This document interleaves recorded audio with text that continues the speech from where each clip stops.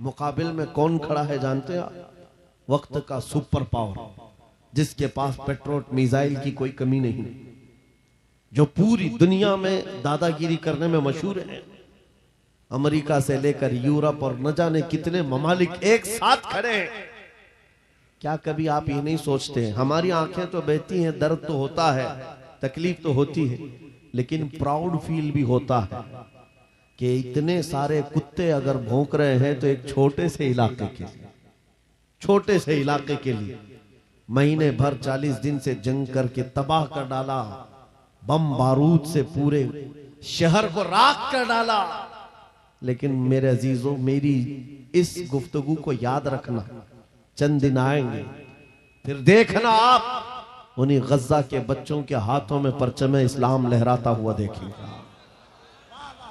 और उन जालिमों के आंखों से आंखें मिलाकर बात करने वाले जवानों को पूरी दुनिया आलोचना कर रही है, तनकीद कर रही है, ये बच्चों के कातिल हैं। एक नुक्ते की बात अर्ज कर रहा हूं, हॉस्पिटल पर बम गिरा देते हैं। आपको पता है फिलिस्तीन में अभी तकरीबन 8000 बच्चे मारे गए, जिनकी उम्र 6 महीने, साल भर, 2 साल, 4 साल, 5 साल। बच्चों को कोई भी निजाम से ताल्लुक रखने वाला हो, रहम की नजर से देखता है, किसी भी धर्म वाला हो। लेकिन ये जालिम क्यों बच्चों को मार रहे हैं पता है? वजह सिर्फ ये है, वो खौफ सता रहा है जो इकबाल ने 100 साल पहले कहा था, सुना है कुदसियों से मैंने कि वो शेर फिर होशियार होगा। इकबाल ने कहा था, सुना है कुदसियों से मैंने कि वो शेर फिर होशियार होगा। कौन सा शेर? निकल करके सहरा से जिसने उलट दिया था तख्ते रोमा को, वो शेर फिर होशियार होगा। ये इजराइली वही काम कर रहे हैं जो इनके बाप दादा फिरौनी ताकत किया करते थे। फिरौन को नुजूमियों ने बताया था कि एक बच्चा पैदा होगा जो तेरी सल्तनत को हिलाक कर देगा, और इस खौफ से उसने 1 साल के अंदर 12,000 बच्चों को कत्ल कर डाला था। नुजूमियों ने बताया था फिरौन के ख्वाब की ताबीर में 12,000 बच्चों को कत्ल कर डाला। लेकिन जो बच्चा इसकी सल्तनत को हिलाक करने वाला था वो मूसा अलैहिस्सलाम थे, पैदा भी हुए हैं, और फिरौन के घर में ही अल्लाह ने उनको पाला। आपको पता है, तफसीर उठा करके देख लें, जब हजरत मूसा अलैहिस्सलाम की माँ, उनकी विलादत का वक्त करीब आया तो तहखाने में गई, बेटा पैदा हुआ। हालात ऐसे थे कि फिरौन जो भी बच्चा पैदा होता ज़बह कर देता था। कुरान में आया, युज़ब्बिऊना अब्नाअहुम व यस्तहयूना निसाअहुम, लड़की पैदा होती तो जिंदा छोड़ देते थे, बेटा पैदा होता तो ज़बह कर देते थे। अब मूसा अलैहिस्सलाम जब पैदा हुए तो क्या किया? खुदा की तकदीर और उसकी हिकमत के फैसले आपको मैं बता रहा हूं, तफसीर से ताल्लुक रखने वाली बात। अल्लाह ताला ने मूसा अलैहिस्सलाम की माँ के दिल में ये बात डाला कि एक लकड़ी के संदूक में इनको रख करके दरिया में बहा दो, और रबतना अला कुल्ब, अल्लाह ताला फरमाता है कि हमने उनके दिल को बांध दिया, मजबूत किया। किसको? हजरत मूसा की माँ को। उन्होंने एक संदूक में मूसा अलैहिस्सलाम को रखा और दरिया में बहा दिया। मूसा अलैहिस्सलाम की बड़ी बहन बहते हुए संदूक का पीछा करते हुए जा रही थी, देख रही थी कहां गया है संदूक।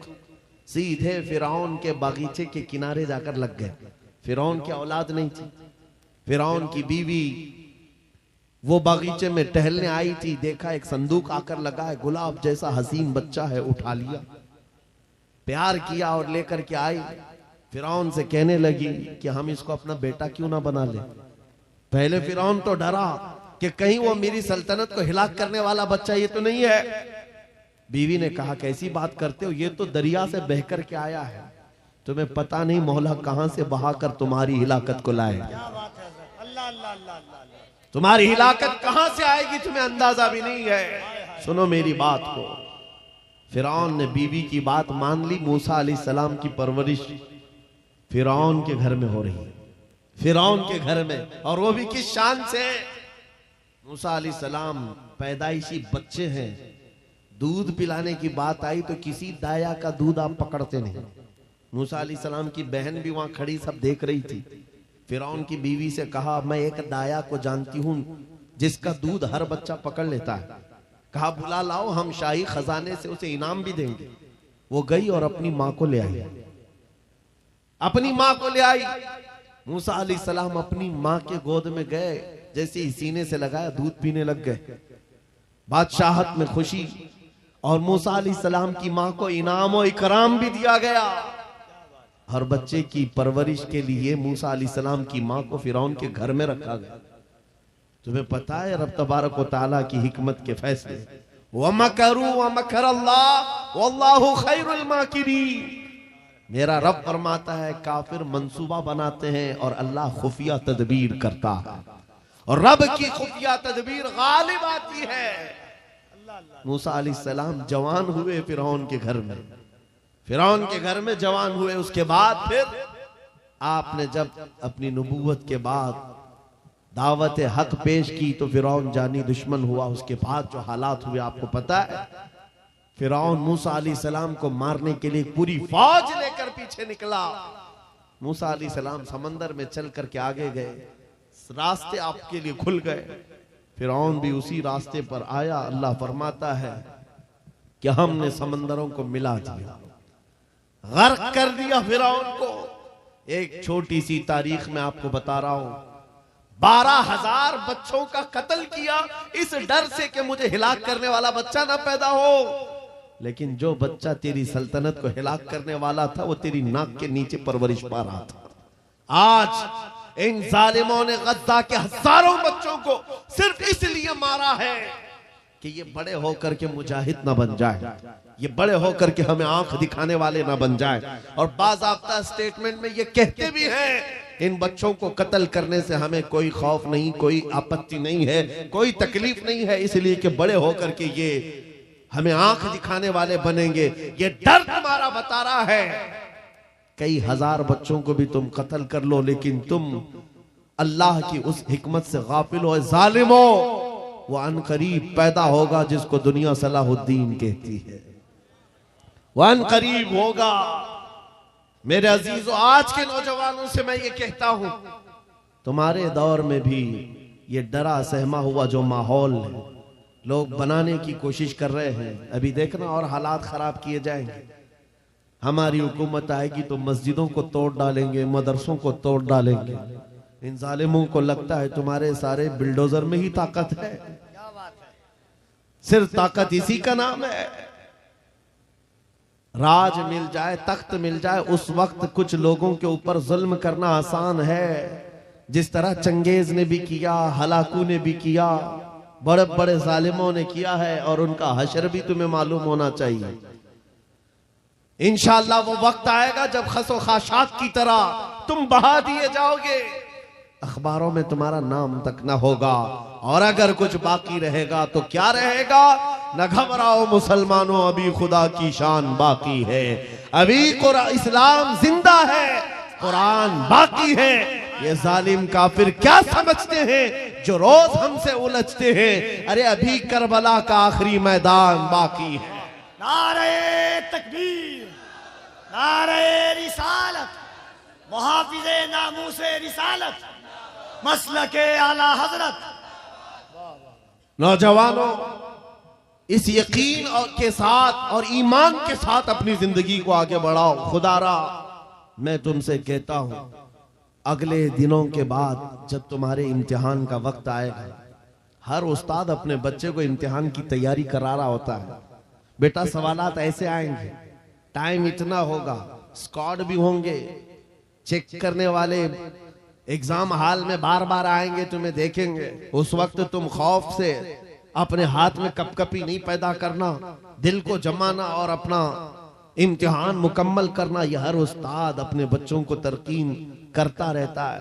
अजीज़ान गिरामी वक़ार, इस मिंबरे नूर से मैं आपको इस बात की तलकीन करके जाता हूं, इम्तिहान की घड़ी अनकरीब आने वाली है, आपके साथ भी। और जो इम्तिहान तुम्हारा होगा वो इस्तिकामत का इम्तिहान होगा, तुम्हारे ईमान पर जमे रहने का, तुम्हारे डटे रहने का इम्तिहान होगा। देखना बहुत सारे पार्टी बदल लेंगे, बहुत सारे मसलहतों के पर्दों में छुप जाएंगे, बहुत सारे लोग किसी की धोती में पना ले रहे होंगे, कोई किसी की साड़ी में पना ले रहा होगा, लेकिन जो आशिक़ मुस्तफा है वो बढ़ चढ़ करके ये ऐलान कर रहा होगा अपना सब कुछ गुंबद खजरा कल भी था और मेरे नबी से मेरा रिश्ता कल भी था और बस इस बात के साथ तुम्हें जमे रहना है, यकीन के साथ, एतमाद के साथ। अजीज़ान गिराम वक़ार, कौन सी ऐसी ताकत है, कौन सी ऐसी कुव्वत है जिसने इस्लाम को खत्म किया या खत्म करने की ताकत रखती है? अल्लाह करीम जल्ल शानुहु खुद कुरान पाक में फरमाता है, युरीदूना लियुत्फिउ नूरल्लाहि बिअफ़वाहिहिम व यअबल्लाहु इल्ला अन युतिम्मा नूरह। अल्लाह फरमाता है ये जालिम अपने मुंह के फूंकों से इस्लाम के चिराग को बुझाना चाहते हैं और अल्लाह तबारक व तआला इस चिराग को मुकम्मल करके रहेगा। दीन इस्लाम, अभी आप सुन रहे थे, इस्लाम था, इस्लाम है, इसके साथ कुछ नहीं होना है, आपका इम्तिहान होना है। हमारे मरने के बाद अल्लाह ताला इस दीन की हिफाजत के लिए औरों को पैदा करेगा। वो कादिर मुतलक चाहे तो सख्त जानी दुश्मनों से भी ईमान वाले पैदा कर सकता है। हाँ, ये बात याद रखिए आप। ततारी जिन्होंने बगदाद को हिलाक करके रखा था, रब तबारक व तआला ने उन्हीं के सीनों में ईमान की दौलत दी और वो मुहाफिज इस्लाम बन गए। हमारे दौर में भी जितने आतंक मचा रहे हैं, कल इनके बच्चे ये नारा लगाएंगे, इस्लाम था, इस्लाम है, इस्लाम रहेगा। हाँ, जितने आतंकवादी हैं सब नारा लगाएंगे इंशाअल्लाह। आप इंतजार करें इस बात का, लेकिन तुम अपने इम्तिहान में जमे रहो, डटे रहो। अगर तुमने नबी पाक सल्लल्लाहु अलैहि वसल्लम के इस दीन के साथ, इस शरीयत के साथ नाइंसाफी की, तो कल मेरे आका को क्या जवाब दोगे? कल मैदान क़यामत में तुम्हें खड़े होना है, हुजूर पाक सल्लल्लाहु तआला अलैहि वसल्लम की बारगाह में जवाब देना है। अगर मेरे आका ने पूछ लिया कि जिस वक्त मेरी शरीयत पर हमले हो रहे थे, जिस वक्त मेरे दीन को कुत्ते नोचने की कोशिश कर रहे थे, ऐ नौजवान बता तू मेरी सुन्नतों के साथ कितना अमल कर रहा था, तुम क्या जवाब दोगे? आका, मैं आपकी दाढ़ियां निकाल करके गटर नालियों में फेंकता था, मैं यहूदियों और ईसाइयों के तरीकों पर चलता था, क्या तुम नबी पाक को यह जवाब दोगे? आका, रात भर में गाने सुन करके सोता था, सुबह फजर की नमाज कज़ा करता था, ये जवाब दोगे? क्या जवाब दोगे? आपके पास अगर जवाब नहीं देने की ताकत है तो आज ही बदल डालो, जिंदगी बदल डालो, आज इनकलाब ले आओ। देखना, मैं अक्सर ये बातें कहता हूं ना, मैं चाकू छुरी की बात करता हूं, ये तो शायर लोग तलवार उठाने की भी बात करते हैं। हाँ, ये कहते भी हैं समझौता नहीं होगा, तलवार उठ जाएगी। मैं तो तलवार की भी बात नहीं करता। अरे प्लास्टिक का ब्लेड भी रख लो तो कल को हमको आतंकवादी घोषित कर दे। बम, बारूद, बंदूक, किसी चीज की बात नहीं करता, सिर्फ इतनी बात करता हूं, नबी पाक के इश्क में मलबूस होकर तुम सिर्फ रास्तों में चलते फिरते रहोगे, तुम्हारी चलत फिरत से कई कीड़े यूं ही मर जाएंगे। हक है, वाह वाह, बहुत खूब। हुजूर पाक की सुन्नतों में वो दम है, वो असर है, तुम्हारी चलत फिरत से कई कीड़े फना हो जाए। बात सिर्फ इतनी है, दीवार क्या गिरी मेरे खस्ता मकान की, लोगों ने आने जाने का रास्ता बना लिया। होता यही है, कोई पुराना घर गिर जाए ना, लोग इधर से उधर आने का रास्ता बना लेते हैं। आज हमारी जमात के अंदर इंतशार हुआ, नौजवानों में आवारगी आ गई, तो हर कुत्ता हमको ही टारगेट करने लग गया, हर कुत्ता हमें ही भौंकने लग गया। मेरे अजीजों, शिद्दत से आज उस सलाहुद्दीन अय्यूबी की बात याद आती है कि आपको पता है उनका दौर ऐसा है कि यहूदी माएँ, ईसाई माएँ अपने बच्चों को थपकियां देकर सुलाती थी, कहती बेटा सो जा नहीं तो सलाहुद्दीन आ जाएगा। हालांकि जुल्म से कोई तख्त नहीं बिछाया था, सुन्नते मुस्तफा का रौब ऐसा कायम था, हुजूर के इश्क का रौब कायम था, जिसकी वजह से पूरी दुनिया में उनकी तूती बोलती थी। आज करोड़ों की तादाद में है, करोड़ों की तादाद में जालिम हमें आंख दिखा रहे हैं। हमारे बच्चों का कत्ले आम, हमारी औरतों की इज्जतें नीलाम, हमारी गर्दनों पर राज, और बगैर किसी खौफ के शायर इस्लाम पर भौंकना आज की आदत सी बन गई। नौजवानों, तुम्हारे अंदर अगर जमीर बेदार है, गैरत मौजूद है, तो अपने आप को बदल डालो। जवाब देने का एक वक्त आएगा, इंशाअल्लाह वक्त आएगा जवाब देने का। लेकिन पहले मैं आपसे सिर्फ इतनी इल्तिमास करता हूं कि अपने आप को बदल लो। कल को हमारे पास फख्र होगा, फख्र के साथ किसी मैदान में उतरेंगे, वो तुम्हारे होलियों को ऊपर से नीचे देखते रहे और पूछते रहे ये कौन सी मखलूक है, ये कहां से आई हुई जमात है, तो हम सीना तान करके कहेंगे ये मोहम्मद अरबी के शेरों की जमात है। वक्त है। आज क्या हम दिखाएं लोगों को? गुटखा खाने वाले लोग दिखाएंगे। अल्लाह अकबर, अल्लाह। हम नौजवानों को बालियां पहने हुए, हाथों में चूड़ियां पहने हुए, चोटियां डाले हुए, जीन्स फटी हुई, अल्लाह, और बालों में दाढ़ियों में डिजाइन किए हुए ये नौजवान ला करके हम खड़ा करेंगे। मेरे अजीजों, दुनिया के ऊपर अगर हैबत तारी होती है तो सिर्फ आशिकाने मुस्तफा से होती, हुजूर के गुलामों से होती है। आज से 3 साल पहले पैरों से माजूर एक खादिम हुसैन ललकारता था, है हक है। व्हील चेयर पर बैठ करके ललकारता था। अरे सफेद दाढ़ी हो चुकी, उम्र काफी है, सफेद दाढ़ी, पैरों में माजूरी, लेकिन पूरी दुनिया में ऐसी हैबत तारी कि यूरोप की जमीन भी हिलती नजर आए। हॉलैंड की पार्लियामेंट में बाज़ाब्ता उनको लेकर कहा जाए ये आदमी मोस्ट डेंजरस है, बहुत ज्यादा डेंजर है। हम सोचते हैं ये तो पैरों से माजूर सफेद दाढ़ी वाला व्हील चेयर पर बैठा हुआ तुम्हारे लिए कैसे डेंजर हो गया? तुम्हारे पास तो बहुत बड़े बड़े मिसाइल, एटम बम है, सब कुछ है। पता ये चला कि रब तबारक व तआला जो हैबत डालता है वो आशिक मुस्तफा की हैबत डालता है। हक है। नबी पाक की सुन्नतों पर आमिल। या रसूल अल्लाह, या रसूल अल्लाह।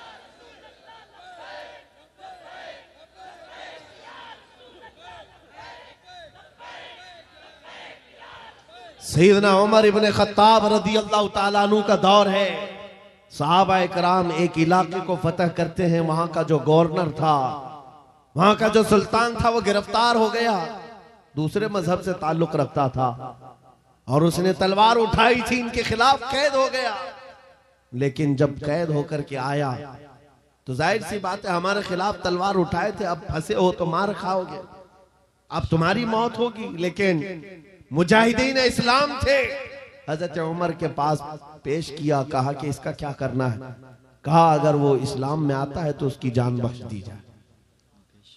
उस बादशाह से कहा गया कि तू अगर ईमान ले आता है तो तुझे तेरी जान भी वापस और तेरा मुल्क और तेरी सल्तनत भी तुझे लौटा दी जाए, तू ही बादशाह, तू ही गवर्नर है। उसने कहा मेरा दीन इतना आसान नहीं है कि मैं बादशाहत लेने के लिए अपना ईमान छोड़ दूं, नहीं हो सकता, नहीं हो सकता। जान से मारने की बात थी। उसने कहा मैं अपना धर्म नहीं बदल सकता। फिर उसके बाद साहबा ने कहा हजरत अमीरुल मोमिनीन से इसका क्या किया जाए? हजरत उमर फारूक ने क्या किया सुनो, कहा उसको कहो कि हम तुम्हें जेल में डाल देंगे। उस बादशाह से कहा गया तो उसने कहा मंजूर है मुझे जेल, लेकिन मैं अपना धर्म नहीं बदल सकता, दीन नहीं बदलूंगा। हजरत उमर ने कहा जेल में डाल दो, और 10 सहाबा को भी उसके साथ जेल में डाल दिया। इनका कोई कसूर नहीं था। 10 सहाबा जवान थे। नौजवानों तवज्जो से सुनो, उस कट्टर दिल बादशाह के साथ जेल में डाल दिया। वो नौजवान सहाबा जेल में थे, उनके वक्त, उनके औकात की पाबंदी, सुबह दोपहर शाम वो अपनी नमाजों के पाबंद, कुरान की तिलावत, नबी पाक सल्लल्लाहु अलैहि वसल्लम की मोहब्बतों वाली सुन्नतें। 8 दिन नहीं गुजरे थे, वो बादशाह इन नौजवानों को बार बार देखता था। पलट करके उसने कहा तुम्हारे अमीरुल मोमिनीन से मुझे मिलना है। पैगाम पहुंचाया गया हजरत उमर के पास, कहा लाओ उसको। पेश किया गया बादशाह को, जेल के बाहर ला करके हजरत उमर के पास। कहा क्या कहना चाहते हो? कहा ईमान लाना चाहता हूं, ईमान लाना चाहता हूं। कहा हमने तो इससे कबल तुम्हारे सामने पेशकश रखी थी, क्यों नहीं लाए? उस वक्त तो तुम्हारी सल्तनत भी तुम्हें वापस करने की बात की गई थी, तब भी नहीं लाए। जेल में डालने की बात की गई, तब भी नहीं लाए। वो बादशाह कहता है, इस तरह से अगर आप 25 साल भी मुझे जेल में डालते तब भी मैं नहीं बदलता। हक है। मुझे ये सख्तियों ने नहीं बदला, आपके इन 10 जवानों ने मेरा दिल बदला है। हक है। वाह वाह। इनके अखलाक और किरदार मैंने देखा, फिर मेरा दिल गवाही देने लगा ये झूठों की जमात नहीं हो सकती। और मैंने इनकी सुबह देखी, इनकी शामें देखी, इनका उठना बैठना, इनकी नमाज, इनकी इबादतें, इनका गिड़गिड़ाना, ये सब देख करके जवानों में मेरा दिल पसीज गया। और फिर दिल ने पुकार करके कहा, गुलामों का जब यह हाल है तो फिर आका का हाल क्या है। वाह वाह, बहुत खूब। चीज़ाने गिरामी वक़ार, बदल सकते हो आज भी बदल सकते हो कि अगर तुम्हारे अखलाक, तुम्हारा ईमान मजबूत हो जाए, पत्थर दिलों को भी बदल सकते हो। बस बात इतनी है कि अमल के मैदान में तुम्हें आना है, उनके दिलों को बदलना मेरे मौला की शान है, रब तबारक व तआला की शान है। बड़े बड़े जलसे कर लिया, रात पूरी जाग लिया, लेकिन तुम्हारे अखलाक नहीं संवर सके तो ये फजूल हो जाएगा, कोई काम के नहीं। अगर सिर्फ दिखावे के लिए फॉर्मेलिटी अदा करना है तो हमें जलसों में बुलाओ भी मत। हम इस काम के लोग नहीं हैं, हम इस मैदान के लोग नहीं हैं। नहीं, हमारा ये पेशा है कि आपके पास आया, तकरीर किया और कुछ पैसे लेकर चला गया, अपनी कमाई किया। अलायाज़ु बिल्लाह, कभी नहीं। सिर्फ एक दर्द लेकर के चलते हैं कि हमारी जमात में से वो नौजवान किस दिन उठेगा जो इकबाल का जवान था। सुना है कुदसियों से मैंने कि वो शेर फिर होशियार होगा। बस यही दर्द लेकर आप तक, बल्कि बंगाल की खाड़ियों में, बिहार की झाड़ियों में, हर जगह पर सफर इसलिए कर रहे हैं कि कहीं ना कहीं मेरे मौला करीम ने फजल फरमाया और रहम फरमाया उम्मत मुस्तफा पर।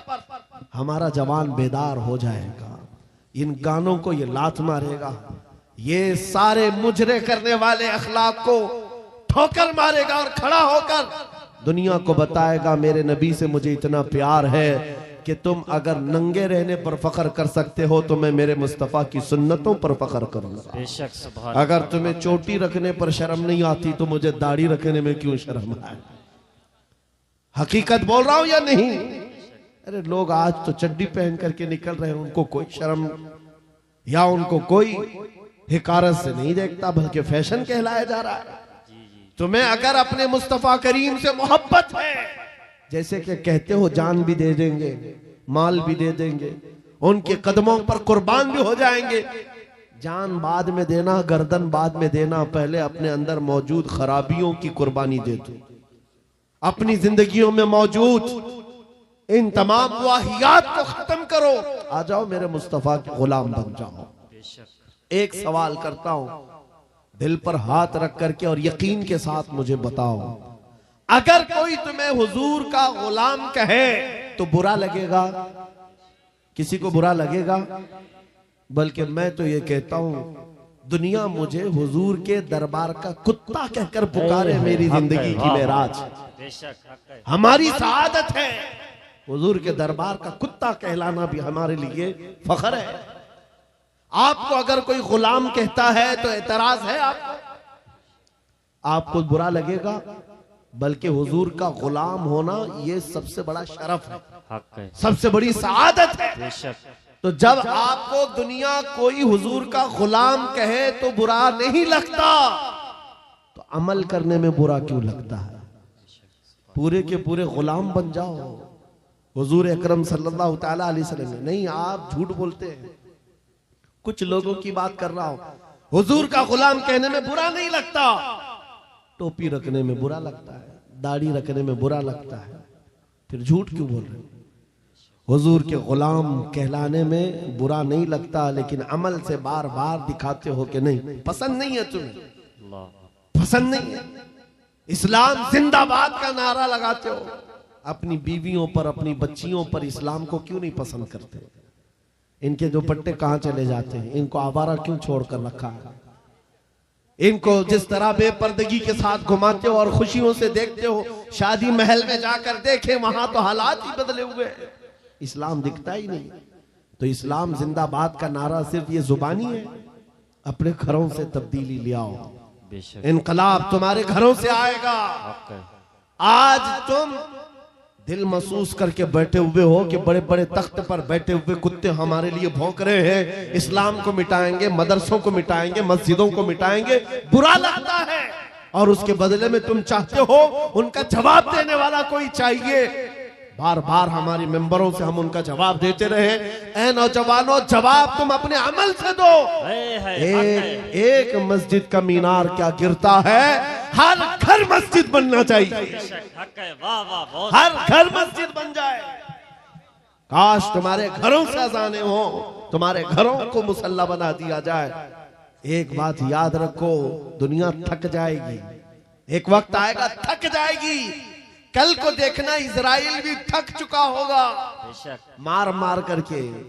अब आएंगे वो युद्ध विराम करने के लिए कि हम समझौता करेंगे, बस खत्म हो गया। जितने ताकत थी झोंक दिया, मार मार करके थक जाएगी दुनिया। लेकिन हमारी शरीयत का, हमारे दीन का एक मिजाज है, कितने गाजी मारोगे हर घर से गाजी निकले। बेशक हक है।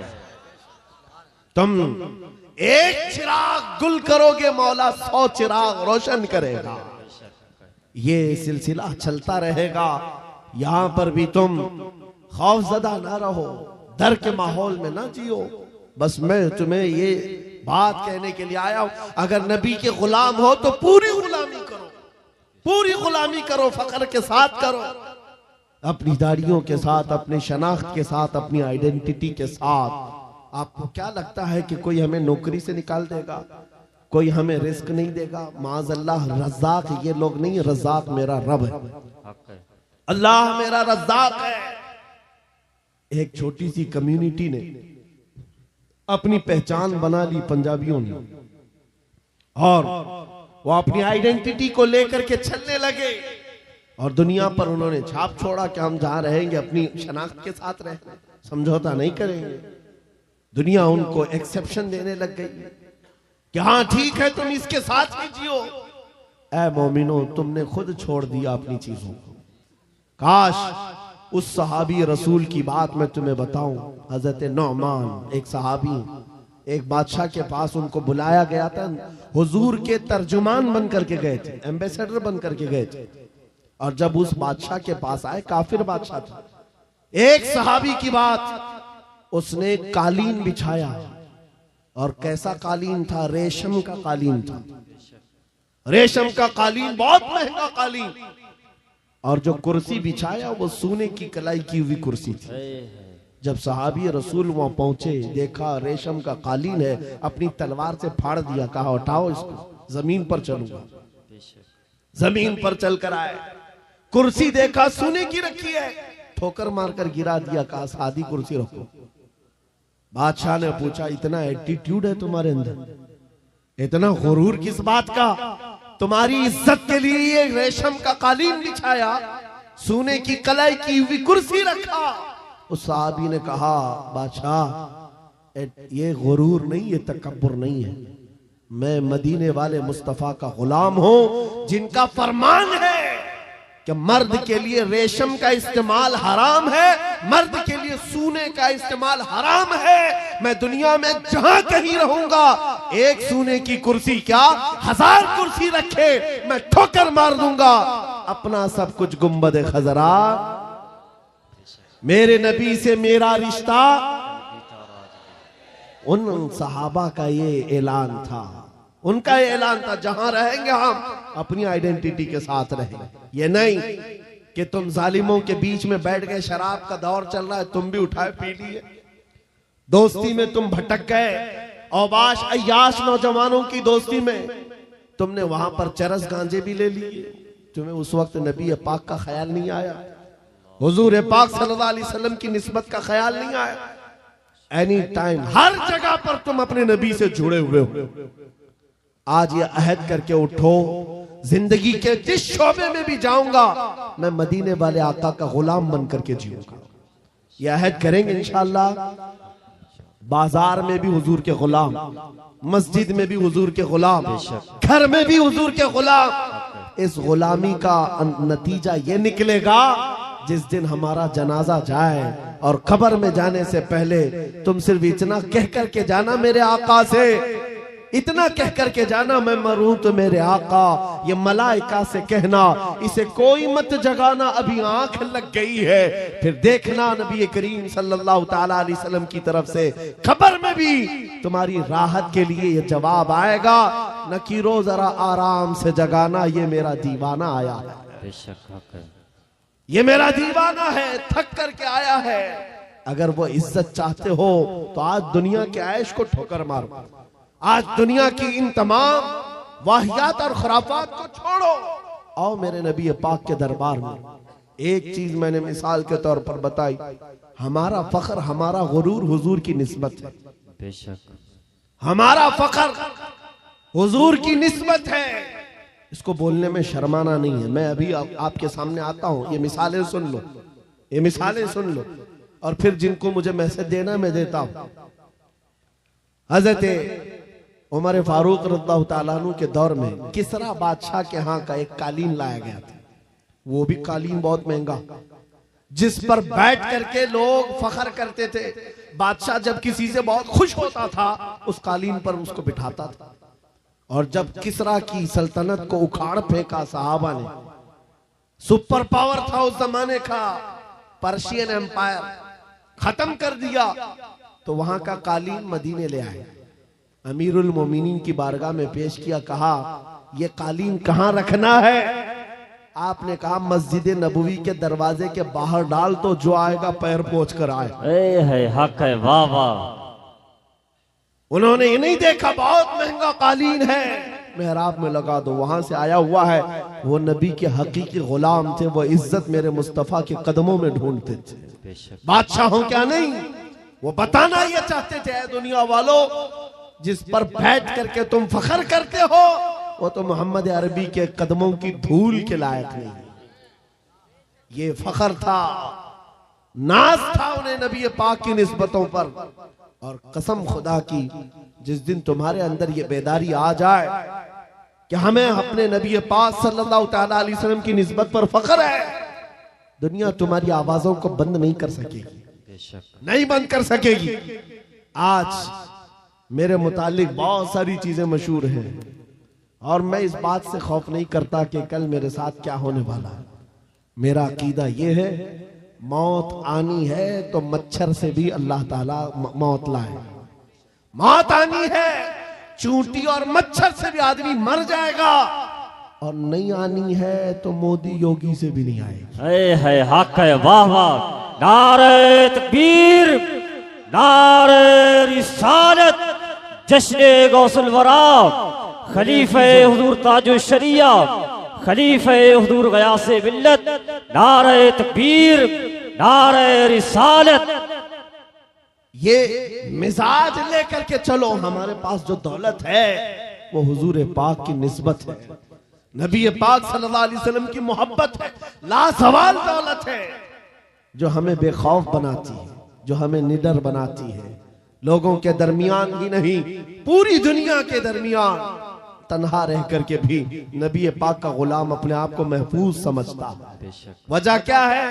जिस दिन मौत आएगी अपनी ही चादर ओढ़कर सो जाए, इसलिए कि दुनिया कितने दिन की है। हमारा तो ये अकीदा है, एक ना एक दिन दुनिया से जाना है और कब्र में पहुंचना है, लेकिन असल जिंदगी तो आंखें बंद होने के बाद शुरू होनी, देखनी है हश्र में इज्जत रसूलुल्लाह।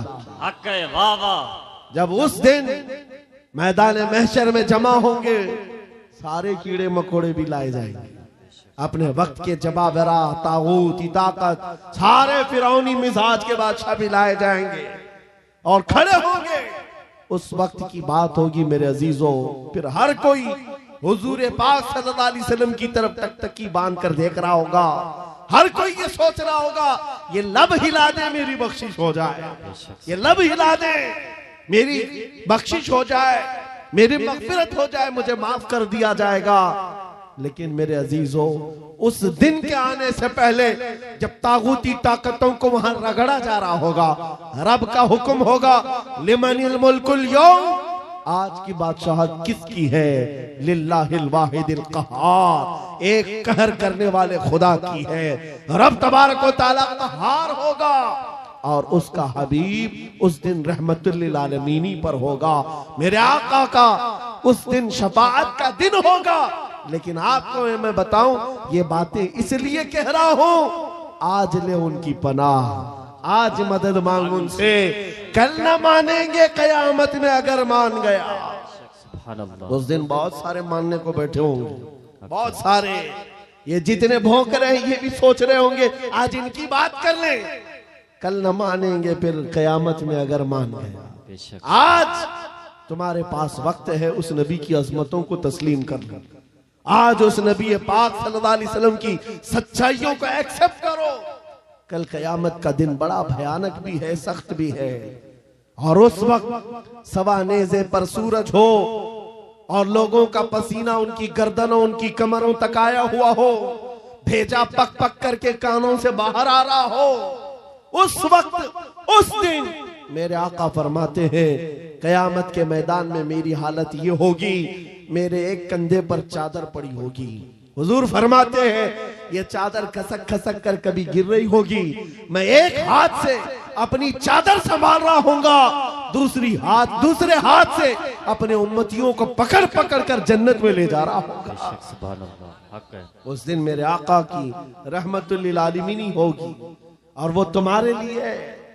अब नौजवानों सुनो, हुजूर पाक से एक सहाबी ने पूछा, आका मैदान महशर में बड़ा जम्मे गफीर होगा, आप कैसे पहचानेंगे? बहुत सारे, उसमें मूसा अलैहिस्सलाम की उम्मत भी, ईसा अलैहिस्सलाम की उम्मत भी, इब्राहिम अलैहिस्सलाम की उम्मत भी, इस्माइल अलैहिस्सलाम की उम्मत भी, सारे नबियों की उम्मतें हैं। मेरे आका क्या फरमाते हैं सुनो, तुम्हारे वजू के आज़ा, वजू करते हो कि नहीं करते हो? वजू करते हो? सुनो, हदीस पाक सुना रहा हूं। मेरे आका फरमाते हैं वजू करने के वक्त तुम दोनों हाथ धोते हो और चेहरा भी धोते हो, ये जो दिखने वाले हैं, मसा भी करते हैं और पैर भी धोते हैं। हुजूर फरमाते हैं कयामत के दिन ये आज़ा सबसे ज्यादा चमक रहे होंगे, ये चमक देख करके मैं पहचान लूंगा मेरा उम्मती फला जैसा। सुभान अल्लाह, हक है, वाह वाह। जो वजू ही नहीं करता वो क्या चमकाएगा कयामत के दिन? वजू ही नहीं करता। इसलिए मैं कह रहा हूं कयामत का मैदान भी मुस्तफा करीम की शफाअत का दिन है। उस दिन के लिए अपने आप को आज बदल डालो। दुनिया भी तुम्हारी है, उकबा भी तुम्हारी है। आज यहाँ सारी खुशियां तो मौला ने दे दिया है, सोने के लिए नींद है, रहने के लिए घर है, पहनने के लिए कपड़े, किस चीज की कमी है? सब कुछ तुम्हारे पास है। एक चीज है, दौलत इश्क मुस्तफा का ये चिराग और इसकी लौ बढ़ा दो, फिर देखना तुम्हारे चेहरों की सदाकत दुनिया को बोलेगी, तुम्हारे चेहरों का नूर गुफ्तगू करेगा। जिस तरफ से तुम गुजर जाओ इश्क मुस्तफा की महक फैलाते जाओ। अजीजा ने ग्रामे वक़ार, मैं इस मैसेज के साथ अपनी गुफ्तगू समेटना चाहता हूं, इस मैसेज के साथ कि जितने आज इस्लाम के खिलाफ बोल रहे हैं, ये सुन सुन करके नौजवानों के दिलों में ये बात आने लग गई कि हालात बड़े खराब हैं, अभी कुछ बोलना नहीं। यही तो दिन है बोलने के, यही तो दिन है जवाब देने के। तुम इंतजार करते रहोगे, अच्छे दिन आएंगे तब हम बोलेंगे। और झूठे लोगों के अच्छे दिन कभी नहीं आते। झूठों ने जो अच्छे दिन के नारे फैलाए वो कभी नहीं आते। मैं आपसे कहता हूं मेरे अजीजों, एक मशहूर मुहावरा है, गाड़ी चलाना सीखना हो तो ट्रैफिक में ही चलाना पड़ेगा।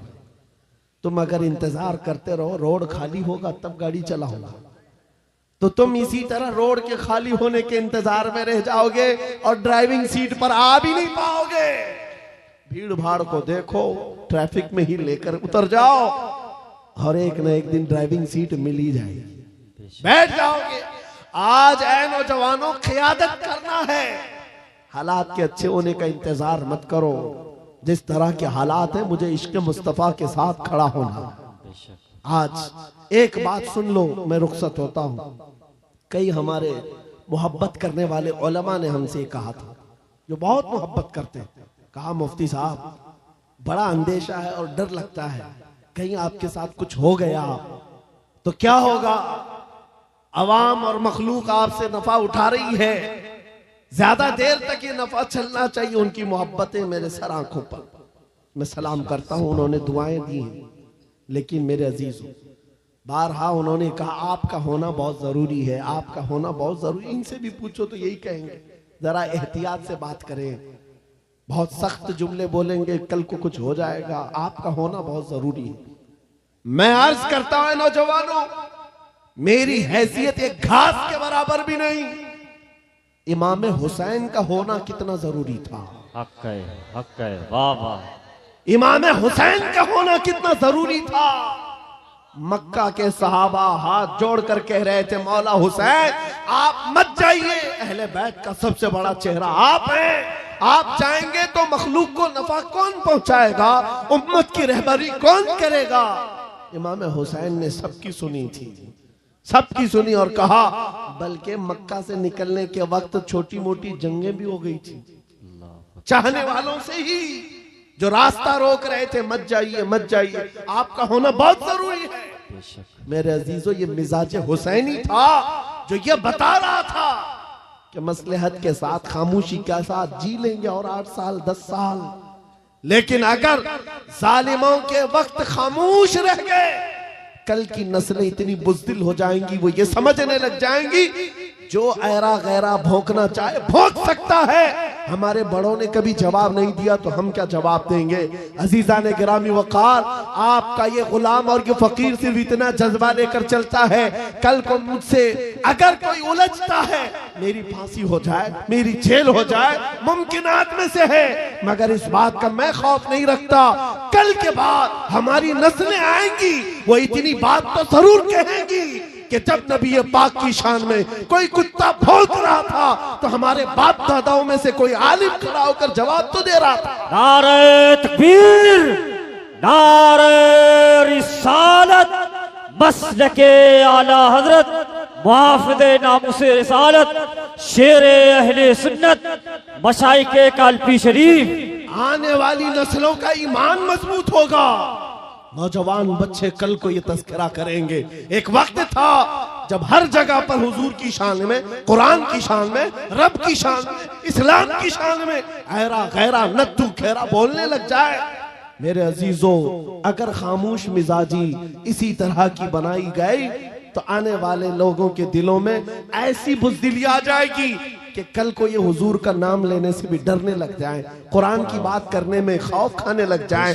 नहीं मेरे अजीजों, ऐ नौजवानों, मैं इसलिए चीख चीख करके जा रहा हूँ, इसलिए खुलेआम डंके की चोट पर बोल बोल करके जा रहा हूँ। कटना है तो एक सर कटेगा, लेकिन अकीदा ये बोलता है इस्लाम जिंदा होता है हर करबला पे। हक है, वाह वाह। नारे तकबीर, नारे रिसालत, लब्बैक लब्बैक लब्बैक या रसूल अल्लाह, लब्बैक लब्बैक लब्बैक या रसूल अल्लाह। बस बात इतनी है, इस बात का खौफ नहीं, डर नहीं है। इंशाअल्लाहुल अजीज इस दीन का मुहाफिज अल्लाह करीम किसी न किसी को पैदा करेगा और ये दीन चलता रहेगा। लेकिन ये हालात रकम कर दिए जाएंगे, ये तारीख लिखी जाएगी। हुजूर पाक सल्लल्लाहु अलैहि वसल्लम, आपको पता है आज से तकरीबन मेरे अंदाजे के मुताबिक 600-700 साल पहले की तारीख लिखी हुई है। बगदाद के ततारियों की तारीख, जिन्होंने पूरे मुसलमानों को खत्म किया था। बादशाह ने कई उलमा को, मुसलमानों को बेड़ियों में कैद करके लाकर अपने दरबार में खड़ा किया था और उनके सामने एक ईसाई पादरी को लाकर कहा कि इनके नबी की शान में गालियां दो। पैसा देकर के गालियां दिलवाई जा रही थी, गालियां दे रहा था।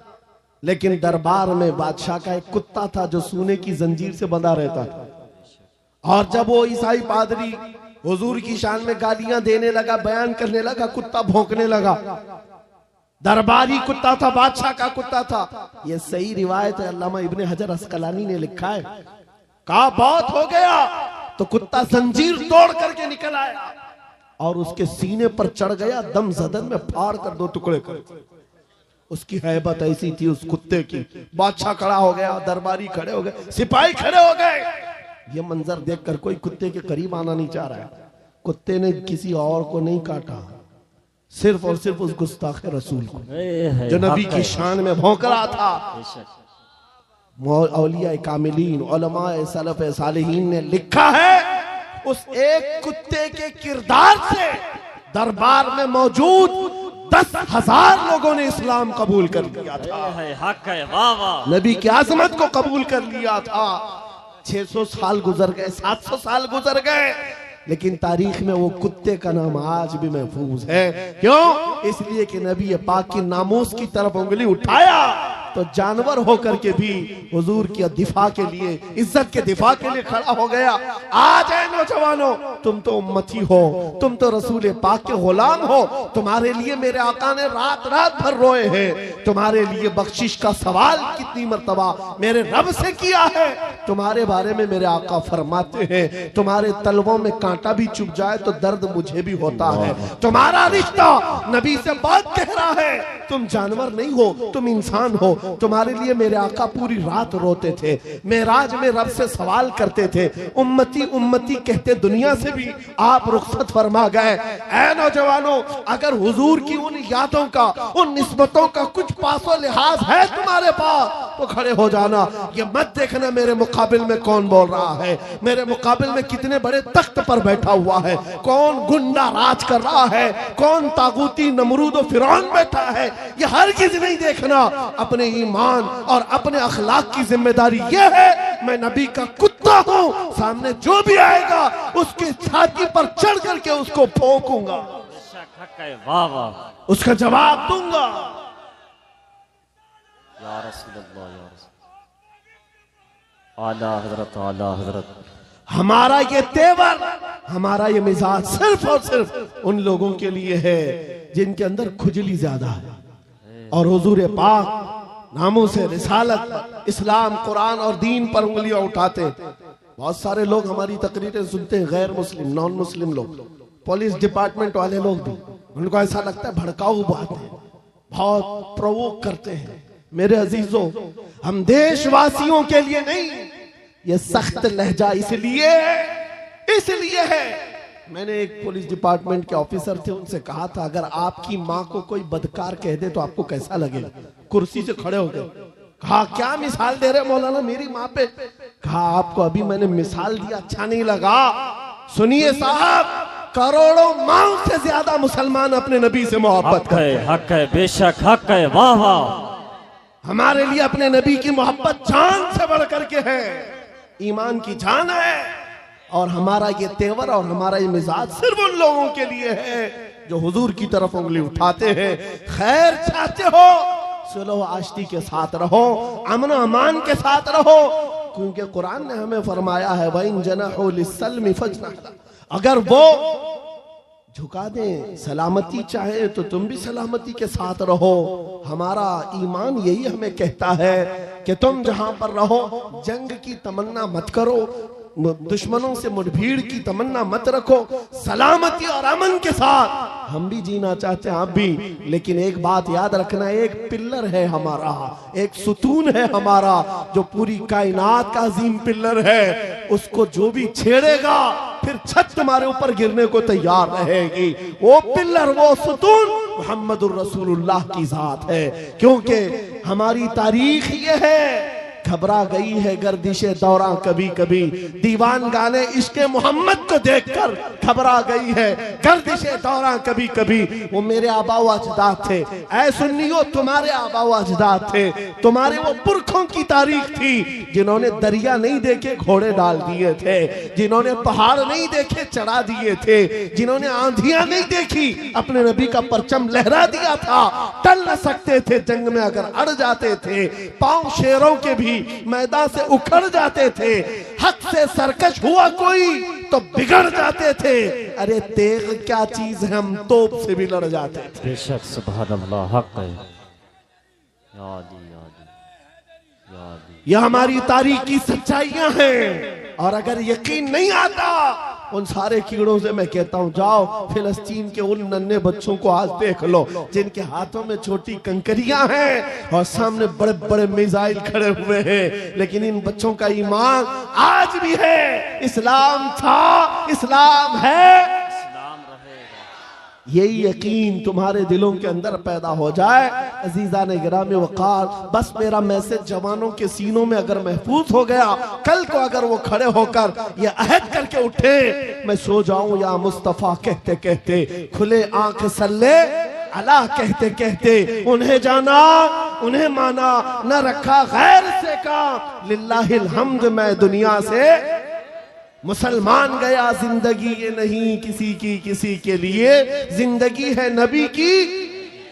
अरे ना समझ मरते हैं जिंदगी के लिए, जीना मरना है सब कुछ नबी के लिए। आओ बारगाह मुस्तफा में अहद करके उठते हैं, वादा करके उठते हैं। आका दूसरों के लिए बहुत जी लिया, लेकिन आज वादा करता हूँ या रसूल अल्लाह, दहन में जुबान तुम्हारे लिए, बदन में है जान तुम्हारे लिए। हम आए यहाँ तुम्हारे लिए, उठे भी वहाँ तुम्हारे लिए। लब्बैक या रसूल अल्लाह, लब्बैक या रसूल अल्लाह, लब्बैक या रसूल अल्लाह।